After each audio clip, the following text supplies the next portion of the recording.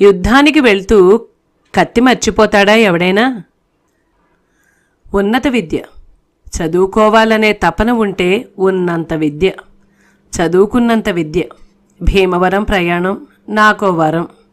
నా జీవితం అనుకోని మలుపు తిరగడానికి, నన్ను నేను శిల్పిగా చెక్కుకోవడానికి భీముడంతటి బలం భీమవరం ఇచ్చింది. మొట్టమొదటిసారి నేను సత్తెనపల్లి వదిలిపెట్టి చాలా దూరం ప్రయాణం చేయడం నా అరిస్టోక్రాట్ ట్రంకుపెట్టే నేను. అప్పట్లో దాన్ని యార్నాల పెట్టే అని కూడా నిక్నేమ్తో పిలిచేవారు.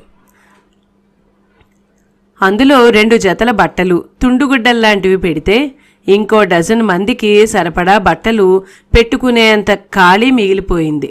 సున్నం యోగేశ్వరమ్మ గారి పుణ్యమా అని ఆవిడ సిఫారసుతో సున్నం ఆంజనేయులు గారి దగ్గరకు బయలుదేరాను.